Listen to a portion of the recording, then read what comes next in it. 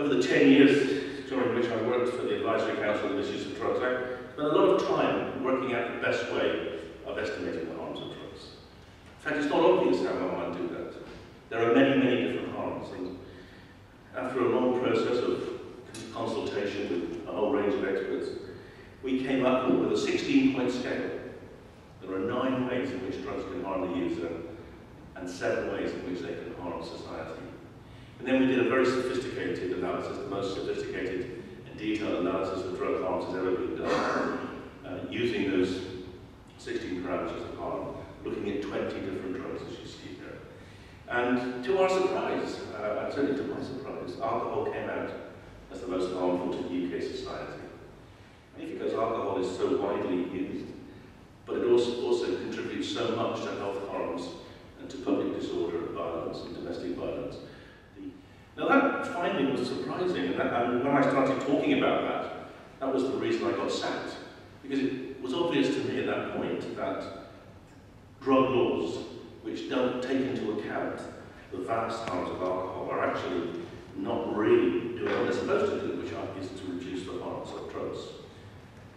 This shows essentially that there is no correlation between the harms of drugs as we assess them and the United Kingdom Misuse of Drugs Act, and there is no correlation either with the United Nations conventions.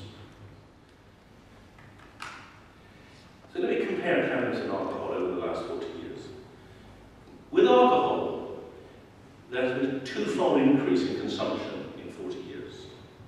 And that 2-fold increase in consumption has led to a 5-fold increase in deaths from liver disease. In fact, liver disease will overtake heart disease by the end of this decade as the leading cause of death in men in this country. And certainly by the end of the next decade, it will be the leading cause of death in women. And that's driven by this massive increase in alcohol consumption. But as they had a 2-fold increase. And the reason alcohol is so toxic is because the relationship between consumption and harm is coded in there. Now, if you look at the bottom part, that's, as I showed you, there's a 20-fold increase in cannabis consumption. But over those 40 years, we've not been able to find any measurable changes in health. There's no obvious health impact of cannabis use. So it raises the question, why is cannabis illegal? And the answer is truly, it's simply a political expedience.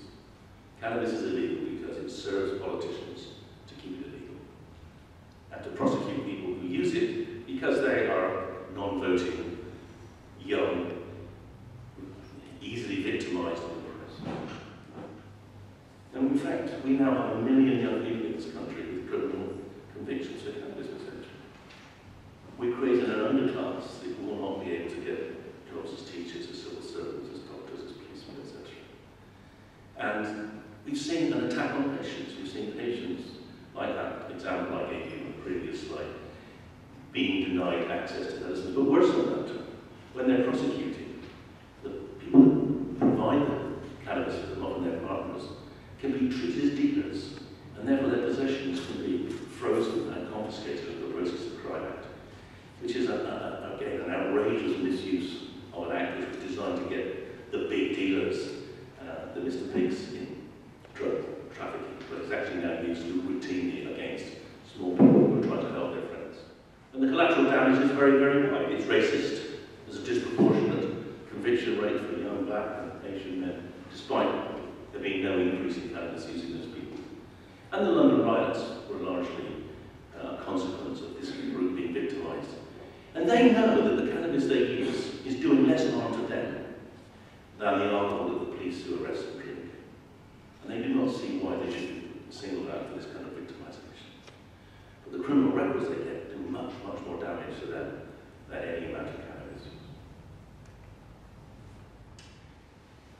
And this highlights a really important feature of drug laws.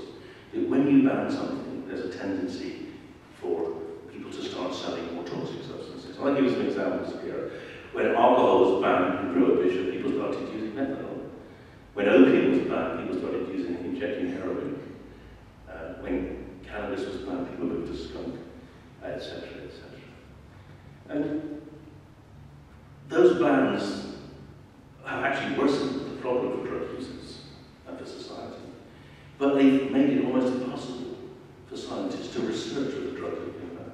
This shows why that's important.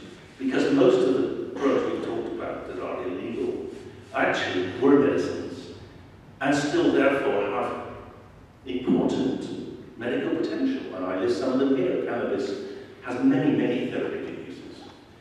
Ecstasy, MDMA for PTSD and Parkinson's disease, psilocybin, magic mushrooms for depression, OCD, cluster headache, LSD for terminal illness and addiction, and mephedrone. Interesting, mephedrone was being developed as a treatment for addiction. It worked. It reduced cocaine deaths, but now it's illegal. No companies. Psilocybin was banned at the same time. There have been no studies on psilocybin in this country at all until we started doing them a few years ago. And when we did our psilocybin study, we discovered something completely unexpected and potentially very important.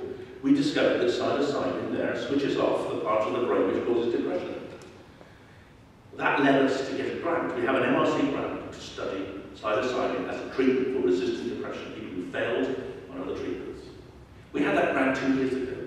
We still have not got through the regulatory morass that allows us to do the trial, because the regulations are so enormously complex, the hurdles are so high. We're almost there, I hope, but until you've got over the last one, you don't know. But it shouldn't take 2 years to take an idea into a clinical trial, simply because the rules are there and the rules are guilty. And the beauty is, if we really wanted to use science to improve a lot of mankind in terms of health, we could do something very clever. We could get rid of alcohol, which kills about 3 million people a year, and we could replace it with something that is similarly pleasant, but not toxic, and which has an antidote, so you could have fun at a party and sober up and drive home safely. That is within the realm of modern neuroscience. The reason we don't have it is because no one knows whether those drugs will be banned, just like mephedrone got banned and MDMA got banned when people started to use them. So the drug rules don't only prevent us from having a rational approach to drugs which exist, they also stop us developing new drugs, because people won't invest in this kind of research because they cannot be sure that the drugs won't be irrationally, randomly banned. And that's what's happened. Basically, the drug laws have stopped scientists working with drugs, so there's no knowledge base to begin the debate. And that has to change, and we have to change the laws so that we can do science and that patients can also get access to medicines. And we've got to do that with public debates, and thank you for listening to me engaging in this one today. Thank you very much. Oh, well, it's a great facility. Kubrick is a fantastic facility for doing imaging studies, and you have a very good fMRI, and you also have MEG, and the two are in the same building, you know. So Kubrick is a fabulous place to do research. It's a unique place in the UK, having those two facilities adjacent. And also the team there are great. You know, they've been willing in the end. And I'm scared that other places that are as good or better, perhaps at fMRI will approach, and they don't want to work with illegal drugs. Whereas Cardiff have been open-minded. I'm really grateful to them.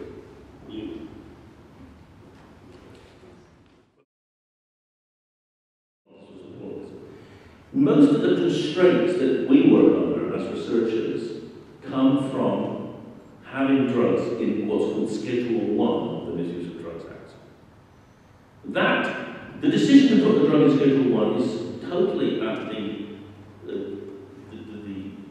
within the ambit of the Home Secretary. So all the Home Secretary has to do is say all drugs that might be of research interest, like cannabis, like MDMA, like psilocybin, like LSD, which are currently Schedule 1 drugs.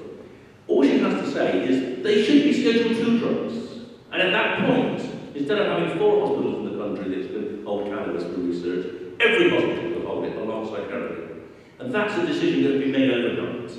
And that would massively loosen up the ability of doctors and scientists to do research. So that's something you politicians should really be campaigning for. And then my final point would be, why don't you go it alone in Wales?